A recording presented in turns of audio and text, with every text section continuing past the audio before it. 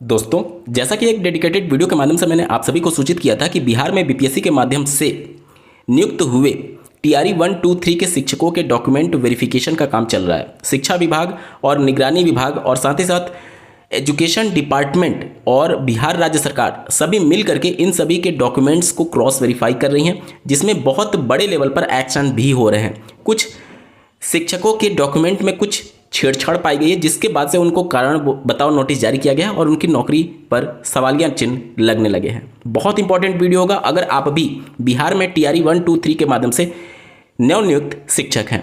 नमस्कार दोस्तों, मेरा नाम है नीरज। आप देख रहे हैं कैरियर बिट यूट्यूब चैनल। अगर आप इस चैनल पर पहली बार विजिट कर रहे हैं तो इसको सब्सक्राइब करते हुए बेल आइकन को प्रेस करना ना भूलें।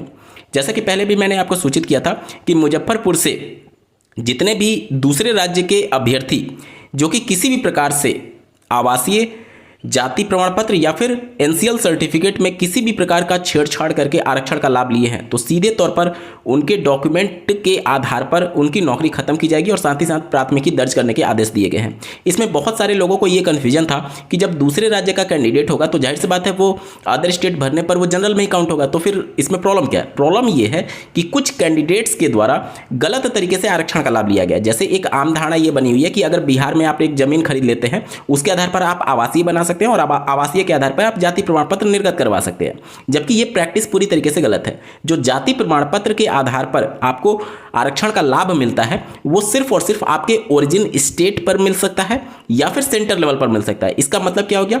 1994 का अगर ओबीसी वाला अगर आप केंद्र सरकार का लेटर देखेंगे या फिर एससी एसटी का लेटर देखेंगे, जिसमें साफ तौर पर कहा गया है कि माइग्रेंट कैंडिडेट का दूसरे राज्य में रिजर्वेशन नहीं मिल सकता और कैंडिडेट यहां पर सिर्फ एक जमीन खरीद करके रिजर्वेशन ले करके बैठे हुए हैं, तो उन लोगों पर यहां पर गाज गिरना लगभग तय है। जो कैंडिडेट जेन्युइन तरीके से अगर अदर स्टेट भरे हुए हैं और आरक्षण का लाभ लिए नहीं लिए हैं तो उनको घबराने की आवश्यकता नहीं है, लेकिन जिन्होंने कुछ भी छेड़छाड़ की है आरक्षण के नियमों में तो उन पर गाज गिरना तय है और प्राथमिकी भी दर्ज होना तय है, जिस तरीके से विभागीय कार्यवाही हो रही है। अब वो तो मामला अलग है, अब क्या एक्शन हुआ है उसके बारे में एक बार बात कर लेते हैं।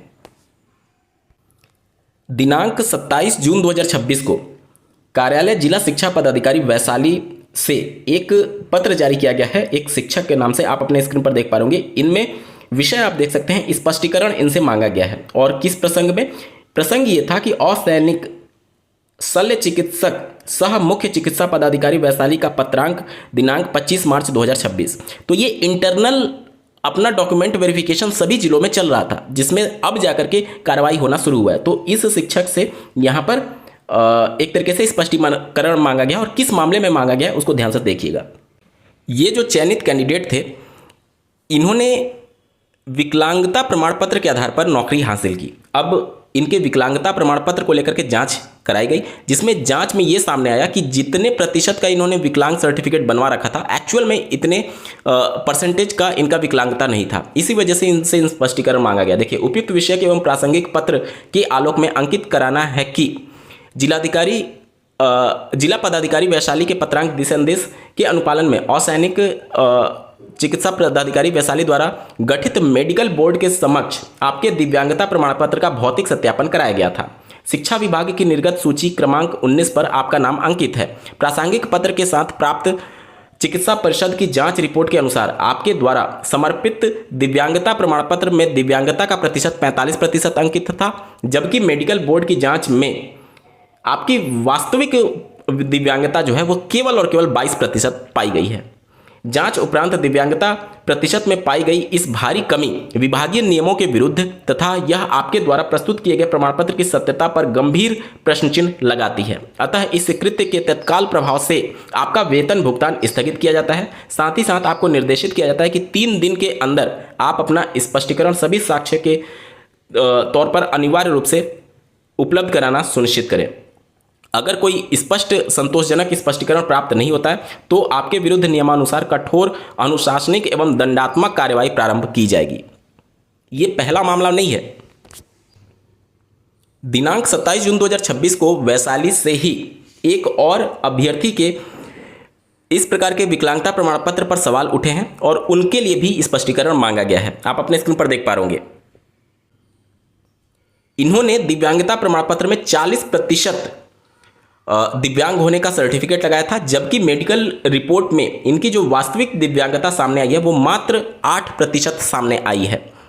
इन पर भी स्पष्टीकरण देने के लिए 3 दिन का समय दिया गया है, और अगर इनके जवाब से संतुष्ट नहीं होता है विभाग तो इन पर विभागीय कार्रवाई की जाएगी, और साथ ही साथ इनका भी वेतन भुगतान पूरी तरीके से स्थगित कर दिया गया है, रोक दिया गया है। मतलब सैलरी रुक गई है और अब इनसे स्पष्टीकरण मांगा गया है। हालांकि ये 27 जून 2026 का लेटर है, और इनको अगर रिसीव हुआ होगा तो जाहिर सी बात है 3 दिन का समय ऑलरेडी यहाँ पर बीत चुका है।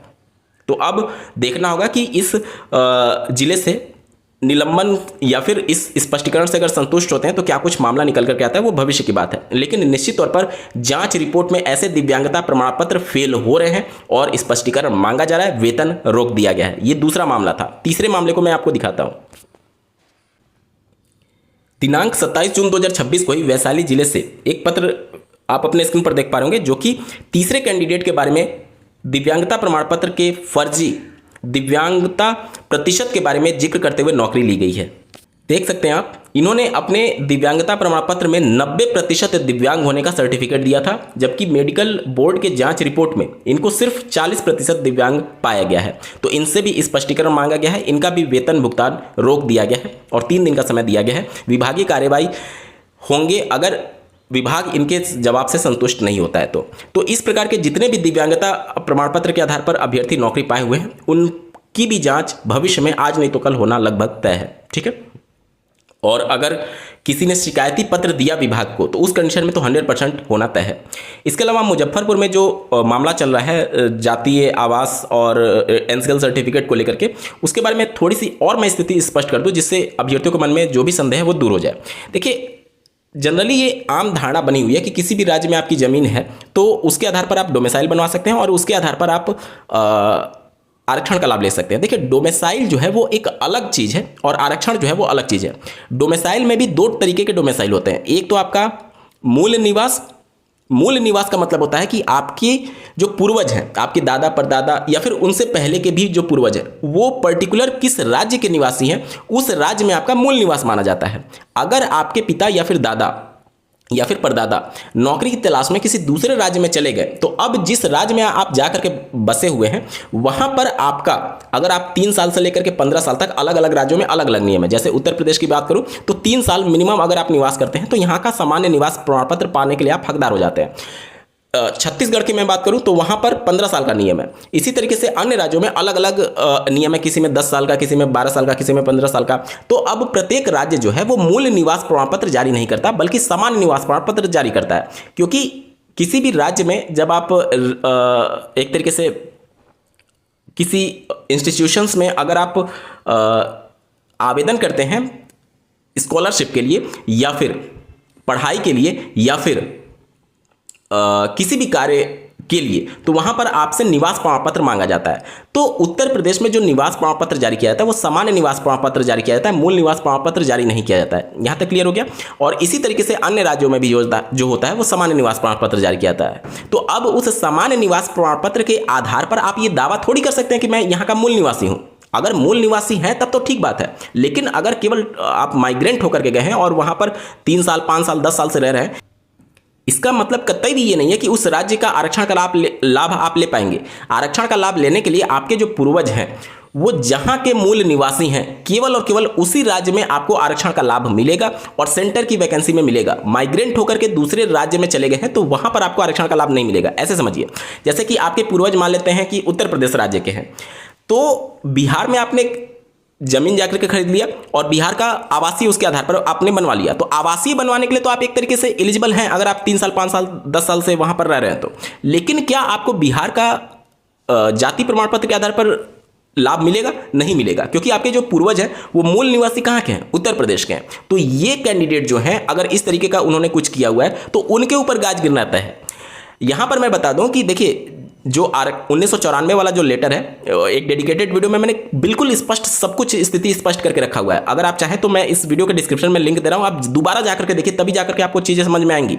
मतलब कि जिस राज्य के मूल निवासी आप हैं उसी राज्य में राज्य की वैकेंसी में आपको आरक्षण का लाभ मिलेगा या फिर सेंटर की वैकेंसी में आप आरक्षण का लाभ ले सकते हैं। उत्तर प्रदेश से बिहार में आप माइग्रेंट होकर के चले गए तो बिहार में आपको आरक्षण का लाभ थोड़ी मिलेगा, और अगर आपने आरक्षण का लाभ लिया है तो वो नियम विरुद्ध है और उस हिसाब से आप पर गाज गिरनी लगभग तय हो सकती है। आप वीडियो का डिस्क्रिप्शन जरूर चेकआउट कर लीजिएगा इस पूरे मामले को और ज्यादा डिटेल में समझने के लिए। आज के वीडियो में बस इतना ही। ऐसे ही महत्वपूर्ण अपडेट के लिए चैनल को सब्सक्राइब करना ना भूलें। इस वीडियो को देखने के लिए आपका बहुत बहुत धन्यवाद। भगवान करे आपका दिन शुभ हो।